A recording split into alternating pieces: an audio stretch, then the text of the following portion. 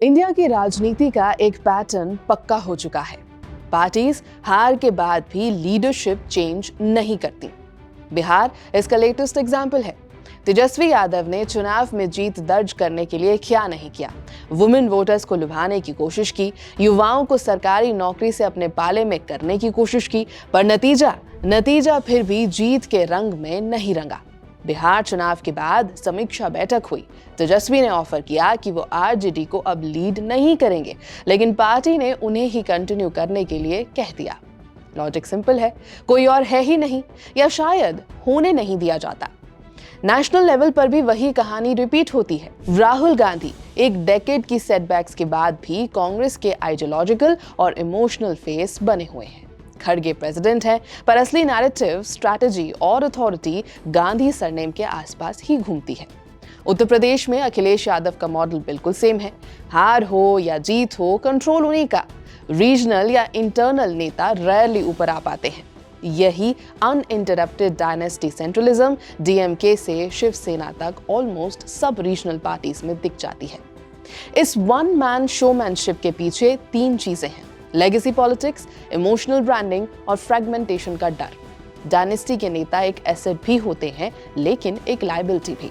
नाम चल जाता है, पर नए आइडियाज पैदा नहीं होते। पार्टी एक क्लोज्ड क्लब बन जाती है, जहां डिसेंट का मतलब डिसलॉयल्टी और इंट्रोस्पेक्शन का मतलब रिबेलियन। रिजल्ट प्रेडिक्टेबल हो जाता है, हार रिपीट होती है, पर कॉर्स करेक्शन नहीं हो पाता। इंडियन पार्टीज का फाउंडेशनल प्रॉब्लम यही है, एक नेता फेल हो भी जाए तो भी उसको ही पकड़े रहते हैं। Leadership renewal almost non existent है। 2019 लोकसभा चुनाव कांग्रेस के लिए हिस्टोरिक लो थे। 582 सीटों में से सिर्फ 52 सीट्स पर कांग्रेस आई। राहुल गांधी 2 सीट से लड़े थे। वायनाड से 4 लाख से ज्यादा वोट्स की लीड, पर अमेठी जैसी फैमिली सीट हाथ से उस वक्त चली गई। रिजल्ट के बाद राहुल ने फॉर्मल रेजिग्नेशन भी दिया, पर सीडब्ल्यूसी ने सीधा रिजेक्ट कर दिया। रीजन वही पुराना, ऑल्टरनेटिव नहीं है। मल्टीपल डिफीट्स के बाद भी कांग्रेस की डिपेंडेंसी राहुल पर बनी रही। एक डायनेस्टी की ग्रिप और सक्सेसर ग्रूमिंग की कमी दोनों साथ दिखते हैं। इसके बाद भी राहुल ने लीडिंग कमांड नहीं ली और खड़गे इलेक्ट होकर आ गए, पर पकड़ अभी भी राहुल गांधी की ही बनी हुई है। अब बिहार 2025 चुनाव की बात कर लेते हैं।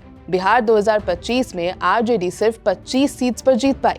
इसके बावजूद पार्टी ने तेजस्वी को ही कंटिन्यू करवाने के लिए कहा।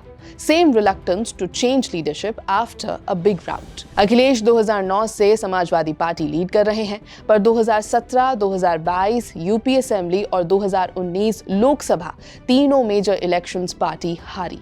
फिर भी अखिलेश अनकंटेस्टेड लीडर बने हुए हैं। कैंडिडेट सिलेक्शन, अलायंसेस, स्ट्रेटजी सब सेंट्रलाइज्ड। एनालिस्ट बोलते हैं कास्ट, सोशल इंजीनियरिंग, बीजेपी के वेलफेयर प्लस कोalition मॉडल के सामने कमजोर पड़ता है। पर समाजवादी पार्टी में भी ऑल्टरनेट लीडरशिप की स्पेस 0 है। तो बड़ा सवाल ये कि पार्टीज बदलाव क्यों नहीं करती। सबसे पहले डायनेस्टिक होल्ड। लीडरशिप इनहेरिटेंस से होती है, मेरिट से नहीं। ग्रूमिंग ऑफ न्यू टैलेंट रुक जाता है। Second, brand dependency. लीडर का नाम ही पार्टी का ब्रांड बन जाता है, बदलना मतलब ब्रांड को रिस्क। तीसरा और जरूरी बात, फ्रेगमेंटेशन का डर। नए लीडर लाए तो पार्टी स्प्लिट हो सकती है। और तो और ऑर्गेनाइजेशनल वीकनेस। कांग्रेस जैसी पार्टीज में grassroots weak decisions, centralised transition और मुश्किल। और इस सब के चलते नए चेहरे नहीं आ पाते। अक्सर लीडर्स और पार्टीज के नाम साइनोनिमसली लिए जाते हैं। कुछ एक्सपर्ट्स तो ये भी कहते हैं कि पार्टीज को फंडिंग, पॉपुलैरिटी आदि के लिए भी बड़े नामों की जरूरत होती है। लेकिन इस सब में एक बड़ी कमी है, ग्रासरूट से ना जुड़े होने की। ये बड़े लीडर्स पॉपुलर जरूर हैं, लेकिन एक सेलिब्रिटी की तरह, जिन्हें लोग देखते तो हैं लेकिन टीवी पर, सुनते तो हैं लेकिन सभाओं में, अपने आसपास पाते हैं सिर्फ चुनाव के दौरान। इसलिए इन लीडर्स का फेस लोग जानते हैं, लेकिन कनेक्ट नहीं बना पाते।